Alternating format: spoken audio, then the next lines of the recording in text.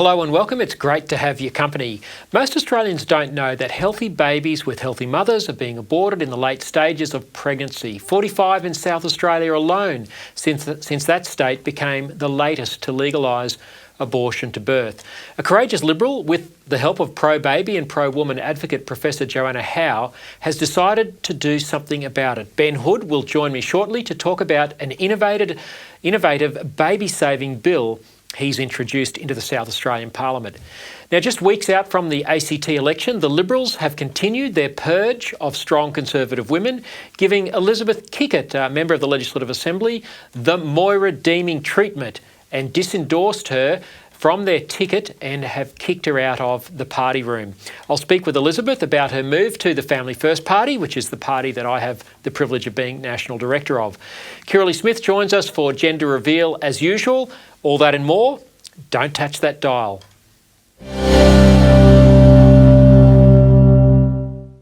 Well, as an Australian, I was ashamed to see thousands of people on the streets of Sydney and Melbourne at the weekend supporting the barbaric terrorist organisation Hezbollah. Sadly, I'm not surprised because we are led by a government that can't bring itself to support Israel's self-defence against Islamic rapists, murderers and kidnappers whose aim is to wipe Israel off the map. Since October 7 atrocities, the Albanese government has effectively green-lighted support for Hezbollah's ally in Gaza, Hamas. Foreign Minister Penny Wong always paints Israel as the aggressor, when the reality is there would be no violence in the Middle East if it were not for the Islamic terrorists who continue attacking Israel. If a foreign force was firing rockets into Australia, raping our women, murdering civilians and kidnapping our people, we would expect our government to use force as a deterrent to stop it. But all Wong has done is called for a ceasefire, continually implying that somehow Israel is the problem. I hope Australia is not under attack anytime soon while ever the Albanese government is in power. I'd have no confidence that our government would try and kill the leaders of those seeking to do us harm. It seems their only strategy would be to appease our attackers, thinking they could sit in a circle with them singing Kumbaya. I'm very proud to be wearing this badge today, an Australia-Israel friendship badge given to me by Australian Jewish Association head David Adler. I want to stand in solidarity with our Jewish and Israeli friends. As they're under attack, we should be supporting them, not going to the United Nations and pretending like they are the problems. All that is doing is enabling these ratbags that are on the streets of our nation sowing social discord. Anyone who is on a visa should be deported immediately, and the law should be brought to bear with its fullest force on those flying Hezbollah flags. That should all go without saying, but of course we have a government that's not showing any leadership or any moral courage. Now, speaking of the ineptitude of the Albanese government, the proposed communications legislation amendment Combating Misinformation and Disinformation Bill 2024 raises serious concerns about freedom of speech in Australia. Chris Merritt, the Vice President of the Rule of Law Institute of Australia and a columnist with the Australian newspaper, and the Australian Christian Lobby's CEO Michelle Pearce are among many prominent Australians speaking out against this bill. Merritt warns that the bill's vague language would allow the Australian Communications and Media Authority, that's ACMA, to become an arbiter of truth, enabling it to punish statements deemed misleading or deceptive based on broad and subjective criteria. Now, this opens the door to arbitrary government enforcement where officials, unelected officials, decide what constitutes so-called harmful misinformation. Michelle Pearce echoes these concerns, emphasising the potential threat for freedom of speech and freedom of religion, which is already under attack in big ways from this government. Even more alarming, the Communications Minister, Michelle Rowland, would have near unchecked power to expand the bill's reach and exempt certain businesses, bypassing parliamentary oversight. This concentration of authority poses a grave risk to democratic freedoms. Chris Merritt points out that history teaches us the danger of silencing dissent. Imagine if Winston Churchill's warnings back in the 1930s about Nazi Germany's rearmament had been suppressed as misinformation. That's where we're heading under this bill. Full credit to the coalition for finally deciding to oppose it. But the question remains, why wasn't Peter Dutton and the coalition more instinctive in opposing this right from the get-go? Sadly, this was an idea first cooked up when the coalition was in government. We really do need a better class of politicians with a true moral compass and understanding of basic human rights such as freedom of speech. Well, in what Canberra radio host Stephen Santatiampo today described as a continuation of the purge, the local Liberals have gone into self-destruct mode just weeks from the Territory's October 19 election. 3 weeks ago, they expelled from their ticket their highest vote getter in the northwestern seat of Ginninderra, the two-term MLA Elizabeth Kikkert. Now, a strong pro-family Conservative woman, the Liberals decided they no longer wanted her. Now, this is part of the ongoing civil war in the Liberal Party right around the nation between pro-family Liberals and so-called moderates who are not really moderate at all. Moderate in the Liberal Party means embracing radical green left policies like gender-fluid ideology and intermittent and expensive electricity. We've seen this war playing out in the federal court in Victoria, with the Liberal leader there, John Pesciuto, publicly attacking another expelled Conservative Liberal woman, Moira Deeming, for her mainstream views about girls and women and their need for private spaces and segregated sports.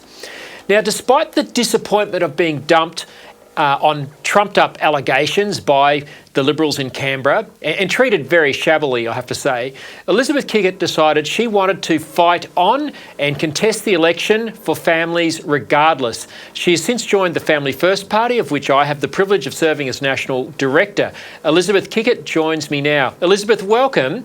For those who don't know you and don't follow ACT politics, tell us a little bit about yourself and your family and how you came into politics in the first place. Yeah, thanks, Lyle, for having me on.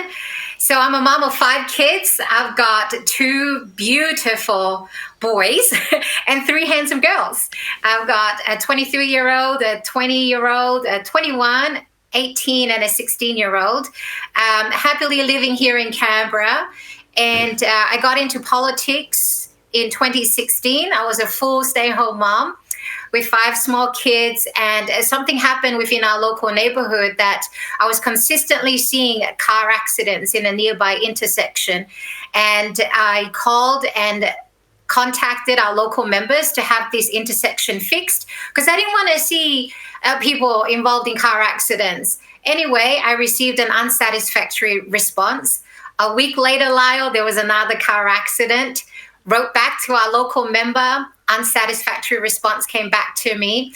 And a week later after that, there was another car accident, but this time I saw the aftermath. I saw people stuck in the car crashed, and I couldn't help in any way but to walk up to them and see how they were doing. We were still waiting for the emergency service department to arrive. So it was a really traumatic scene for me. And I thought, okay, I got to do something here. So I decided to do a petition calling on the government to install safety measures at this intersection. And within a couple of months, I got about 1,300 signatures. Wow. And somebody from the Legislative Assembly saw what I was doing within the community and asked me if I wanted to stand in the upcoming 2016 election. Well, that's fantastic, That's how Elizabeth. I came into politics. That is brilliant. You're a true grassroots campaigner. You've been there since 2016. You've served 2 terms. You're coming up to your 3rd, hopefully. You were the Liberals' top performer in the seat of Ginninderra. And for those who don't know Canberra geography, that's the northwestern suburbs of Charnwood and McGregor and these places. A tough part of town, a seat which takes in places where people aren't as affluent as the rest of the city. Why are you so passionate about your people, and why did you decide to stay in the fight after the Liberals dumped you? Oh, I love people, Lyle. I love serving them. I got into politics because really, in my heart, I wanted to extend my service within my family because I was a stay-at-home mom with 5 kids, and I wanted to extend that service to the rest of the community. And so that's what I think about as politicians. They are there to serve the people. So it was it was just really easy for me to get into politics because that's who my number 1 priority was to serve an individual, to serve a family, to serve the community. Yeah, well done. I remember you very well, Elizabeth. I was living in Canberra at the time in 2016 and saw you speaking at Meet Your Candidate forums, and I was very impressed with your courage. You stood up for family, for faith, for freedom. You've always done that. And the ACT is arguably the most anti-family, anti-faith jurisdiction in the country. What was your reaction when, during this term, the Labor-Green government forced the takeover of the Catholics' Calvary Hospital because it wouldn't perform abortions or euthanasia, and then they ripped the cross of Christ off that building? It was appalling, really appalling, very poor form of governing a city for that matter. And for them to force acquisition on a property that they had 75 years contract with, and they weren't happy with the discussion that was currently happening at the time with the Catholic Church. Because they weren't happy with the discussions, they just went in there and forced acquisition on the piece of land. I was appalled by it. I was the chair of the Public Accounts Committee, and the government actually, when they introduced the bill, they made sure that this bill will not go into a committee for proper scrutinizing. So I decided to bring that bill forward anyway into my committee members and ask them if we could do a really as fast as we can, inquiry into the bill. And, you know, I had a Labor and a Green member in my committee, which both of them turned me down. And it's a shame because they forced acquisition on the land, and they removed democracy from the process of actually, properly acquiring a bill would have to go through a proper procedure, and that requires going through a committee process. And they decided not to go through a committee process, but to shut it down. Yeah, it was appalling. I think every person in Australia should be deeply concerned that a government can effectively steal the property of a church-run organisation when there's a clear, 75-year lease in place, as you said. Now, Elizabeth, it's well known that, financial pressure, and I just note we've got some vision of that cross coming down from Calvary Hospital. I think all freedom-loving Australians, whether you're religious or not, should be very concerned that a government could do something like this. Now, Elizabeth, it's well known that, financial pressure, cost of living is the leading cause of marriage and family breakdown, or certainly one of the leading causes. You've today announced a signature policy on behalf of Family First to address the cost of living pressure in the ACT. Let's take a look. Canberra families, like many other Australian families, are struggling under the weight of the cost of living. As the big parties promise billions for trams and stadiums, it's Canberra families that pay the bill. They can find the money, but it is a question of priorities. Only Family First will cut rates by 50% because only we will put Canberra families first. Authorised by Lyle Shelton on behalf of Family First Party. So, Elizabeth, why is this so important? And I guess the question that a lot of people are going to ask, rightfully so, is how can you pay for it? Yeah, it's really important, especially here in my electorate, Lyle, because Belconnen residents receive the lowest income out of all of Canberra households. And so they are currently paying more out of their income to pay for their bills, their rates, and their taxes. So cost of living pressure is really a big deal for the households here in Ginninderra, and that's my number one priority. So we announced this morning, Lyle, that we're going to be, if we hold the balance of power, our unconditional support to any government is to reduce the rates for households here in Canberra. And we will demand a 10% reduction in the first year, a 10% reduction every year off the term. And over the years, over the out year, it will total to be half of the rates that currently Canberra families are paying. So this is really an exciting message, Lyle, because it allows families to be saving thousands of dollars. I think that's going to have a lot of appeal, Elizabeth. When I lived in Canberra with my young family for 10 years, the rates there tripled under the Labor Greens government. So it's high time there was a reduction in that. You can find some savings, can't you? I mean, there's some big ticket items that have been promised by both sides of politics for a jurisdiction which is effectively broke. Tell us where you think some of the savings could come from. Oh, absolutely. I mean, when you have the Labor government demanding to build a $4 billion tram that goes to Woden, and then the Canberra Liberals are, pitching in for a $3 billion stadium in the city, we already have a stadium. The government has money to actually help and support families who are struggling financially at the moment. Over the last couple of years, they have wasted millions of dollars in failed HR system. They have set aside $30 million into the AMC for the last 3 years, and not a cent, Lyle, has been used. So the money is there at the moment. We just have to spend it, and we got to spend it, really effectively, and we must keep families in mind as our number one priority. Yeah, it's a case of priorities, isn't it? I mean, you don't spend money on luxury things when you're in the middle of a cost of living crisis and families are doing it tough.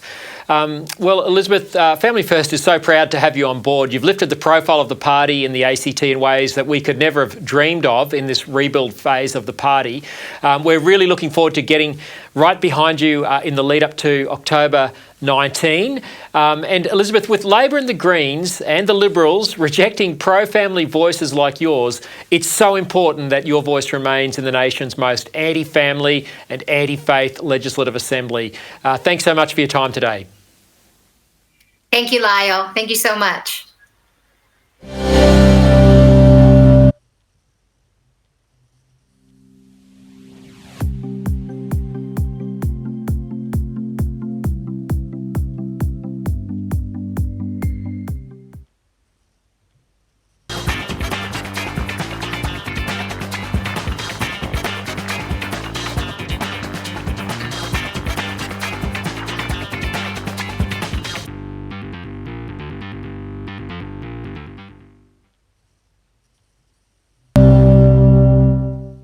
Well, as regular viewers will know, Australia has long allowed the practice of abortion of healthy babies with healthy mothers right up until the moment of birth. In fact, around 100,000 babies per year are killed in Australia. Abortion is the leading cause of death of humans.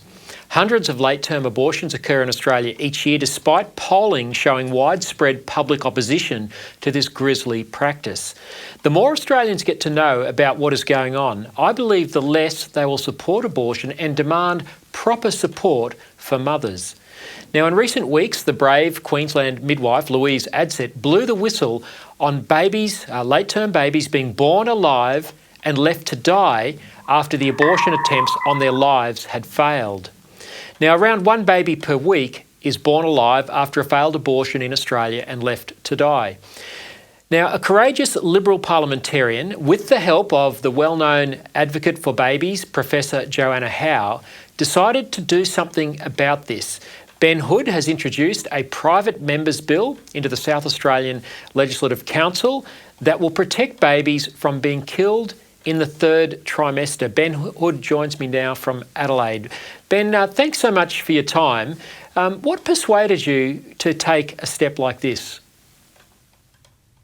Well, Lyle, thanks for having me. And from the outset, I think you're 100% right that Australians aren't necessarily knowing what is happening in terms of our late-term abortion laws. And I believe if they did, they would seriously reconsider if this is the right thing that we are doing. Now, for me, I'm a husband of a senior midwife. My wife, Elle, was a midwife in Mount Gambier.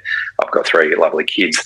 And what we've seen as an unintended consequence, a very troubling unintended consequence of the Termination of Pregnancy Act 2021, is that over the last 18 months, we have seen 45 healthy babies past the 22 weeks and 6 days the date of viability have been terminated. Now, they've been terminated for the physical or mental health of the mother. These babies are healthy. And when we say physical and mental health of the mother, we aren't talking about emergency situations here, because the process of termination, of feticide, takes between 12 and 24 hours. Now, that process is an injection into the heart of the baby through the mother's abdomen into the left ventricle of potassium chloride. Now, that causes a cardiac arrest in the child.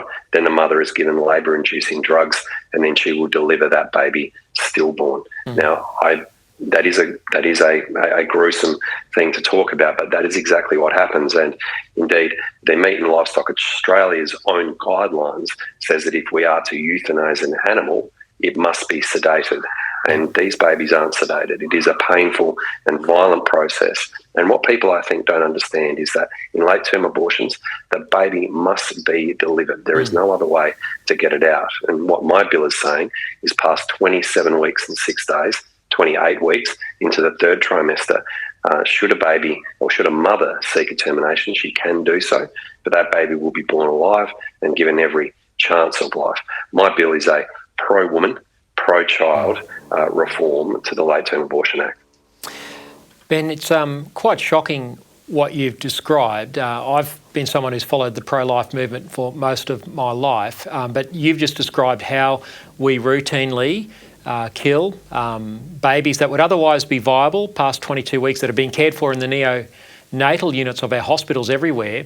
But since your state, South Australia, introduced abortion to birth in 2021, I think it was, you've had 45 babies born at this late stage with no problem to the baby or the mother that have been killed in the manner you've just described. I think that would be shocking to most Australians. And then you've described in great detail the procedure. So your bill is essentially saying instead of killing the baby would be born alive. The woman, can still seek that procedure, but you just wouldn't kill the baby first. And so presumably the baby would then be offered up for adoption. This is after the 27-week and 6-day period.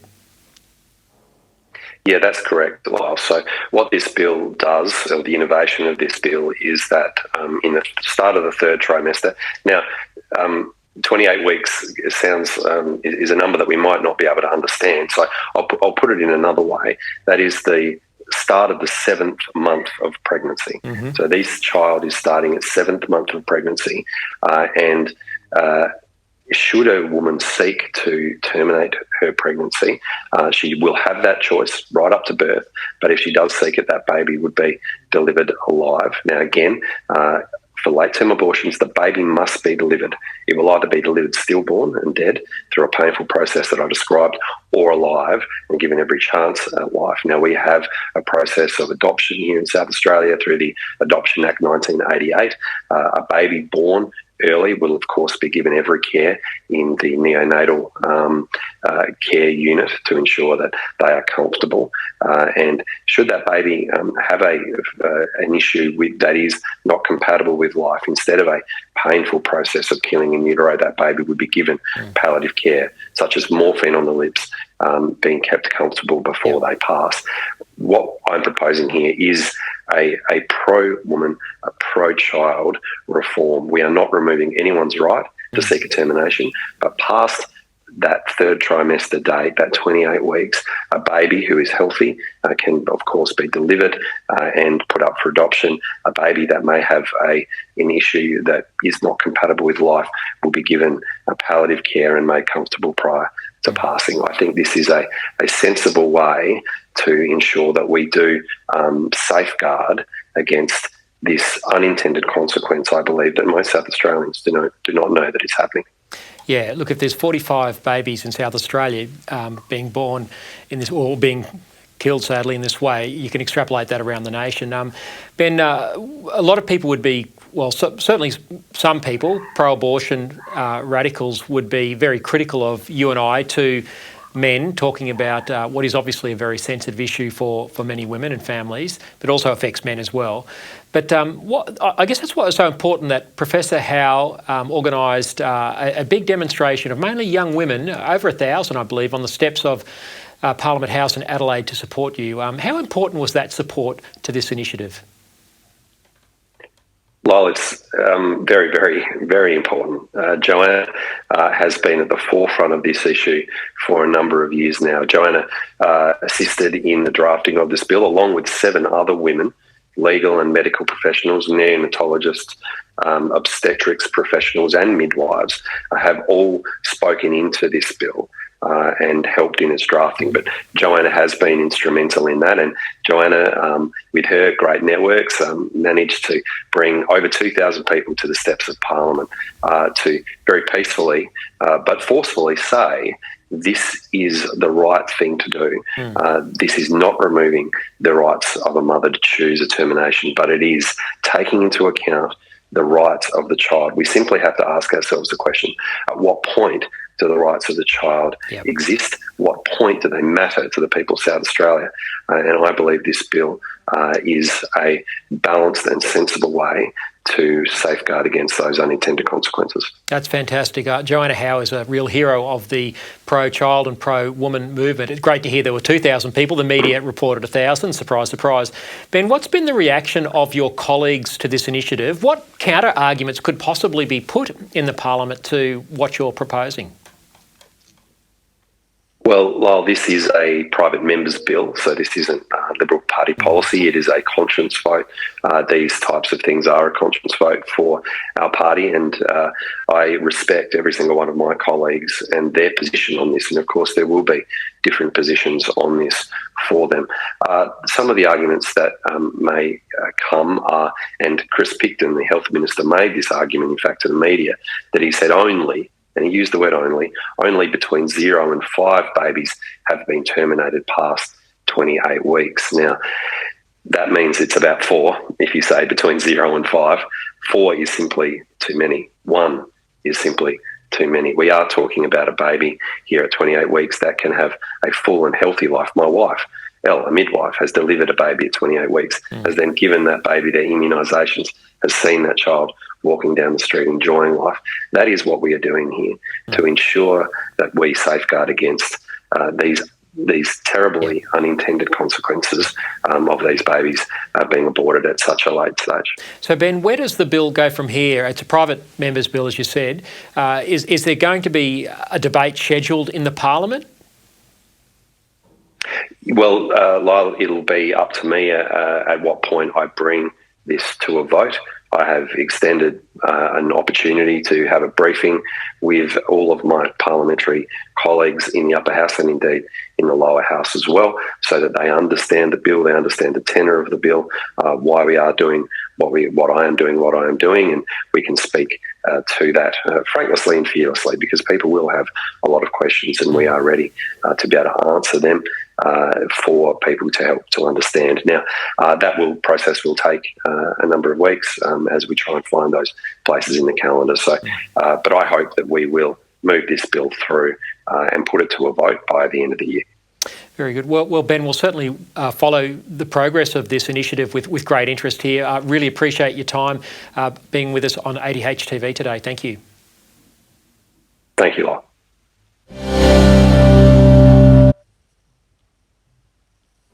Don't forget, you can subscribe to The Spectator Australia and try it for 1 month for free. And if you love getting your hands on a print copy, we've got 10 issues of the magazine for $10. It's the best deal around for independent and entertaining Australian commentary.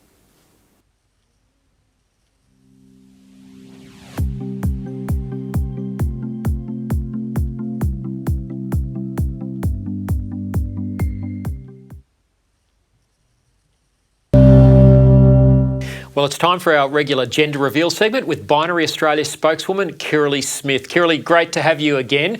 Kirralie, this is week 3 of the Deeming versus Pseudo blockbuster defamation trial in the federal court in Melbourne, where, of course, expelled Liberal Moira Deeming is seeking justice after being falsely smeared by John Pseudo, the Liberal leader, as a Nazi associate. It's pretty clear from week 2 of the trial that Pseudo had it in for Moira right from the start, didn't he? Oh, absolutely. This is way more than just about Nazi associations, which are clearly unfounded and untrue. He doesn't like Moira's stance on biological reality, on women's sex-based rights, and it is clear that he had it in for her. And it was just almost like a comedy last week.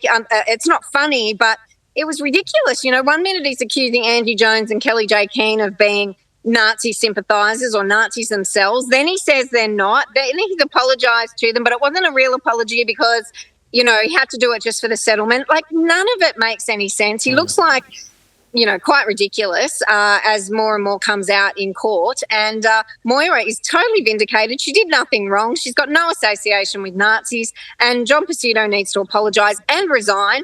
And why the Liberals are putting up with this, absolute clown show is beyond me. Yeah, it's crazy, Kirralie. I mean, here you've got the Liberal leader of Victoria, the alternative Premier, John Pesutto. His legal defence is that he doesn't want girls and women to have their own private spaces, and that you're a weirdo if you have that mainstream view that girls and women should be protective and not have blokes playing in their sport. I mean, how does the Liberal Party come back from this? I have no idea. He is completely wrong. It is a mainstream. It is a mainstream issue. He is the one on the fringe when it comes to this. His leadership team, they're more scared, at the time of Dan Andrews and of the media than of those who democratically elected Moira to represent them because of her views. Yeah, well, this is week 3. All I can say is get the popcorn out and watch the last few days of this crazy trial on the YouTube link from the federal court. And we'll, of course, provide updates here on ADH TV. Kirralie, here in New South Wales, the very courageous New South Wales Labor member of the Legislative Council, Greg Donnelly, champion of all the good values, has raised the issue of males playing in women's soccer in the northwest suburbs of Sydney. Now, you've been on about this for ages and it's now been raised in Parliament. I just want to read a quote that Greg gave in his speech. He said, "How is this permitted to happen in plain sight for all to see with no response or corrective action? It's a damning indictment on Northwest Sydney football and Football Australia. It is unfair, it's unreasonable, and it's dangerous. It must be stopped, and if they will not do it, governments must step in and bring this farce to an immediate end." They're courageous words in the New South Wales Parliament from a champion of girls and women. Yeah, and considering he is part of the Labor Party, it's particularly courageous. He has been a great champion in this space for many, many years. And as he said in this speech, it's the 3rd time he's specifically addressed males in female sporting teams. He is just speaking plain sense. This should not be a Labor or Liberal or any other party issue. It's just reality. And women and girls are being unfairly disadvantaged by males being in their sporting fields. It creates an unsafe environment for them as well. And so thank you to Greg Donnelly, who is speaking it as it is in Parliament. They can't say they didn't know. They can't say that this is a fringe issue. It's been throughout the media for the whole year.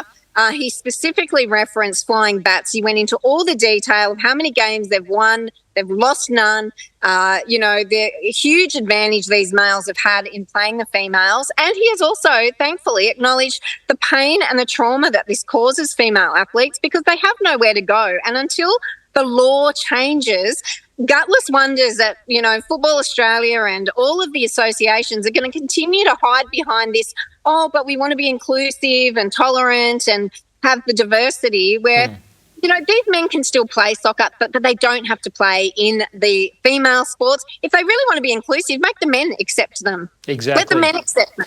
No, exactly. It's quite ironic, Kirralie, down in Victoria, you've got a Liberal leader fighting to allow blokes to play in girls and women's sports, and you've got a Labor member of Parliament in New South Wales on the same side as Moira Deeming. Go figure. These are crazy days in Australian political life. Kirralie, you won't be able to see this. You're out in the paddock, but I'm sure you've seen this footage on social media over the last week or so. Very disturbing footage of a child on Good Morning America being sexualised. I'm just going to play it for our viewers and I'll get your reaction.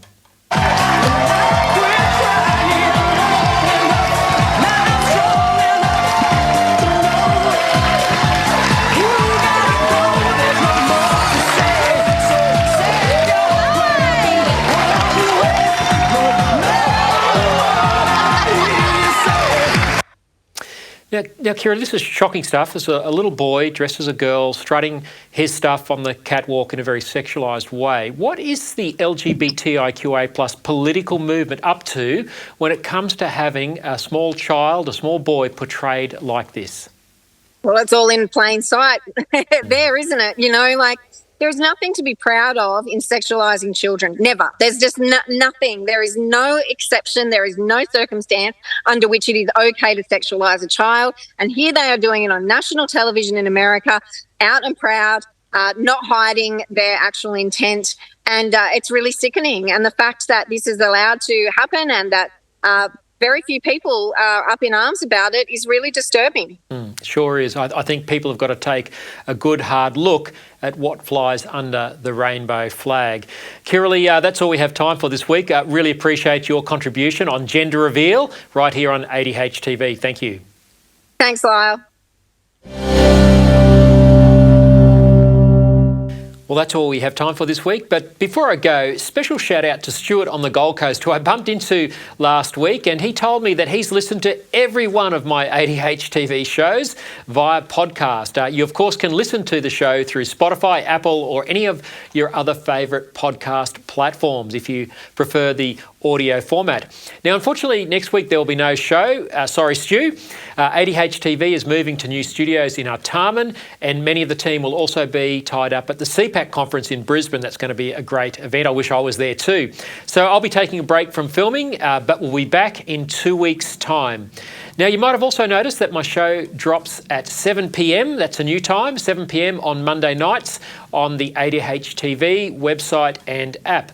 After that, it's always available, of course, on demand. Now, in the meantime, you can follow me on X at Lyle Shelton, and there's plenty of commentary on the Family First Party website. Thanks to Charles Noble and Dominica Fernal for production. Until we meet again in 2 weeks' time, keep pushing back and keep speaking up.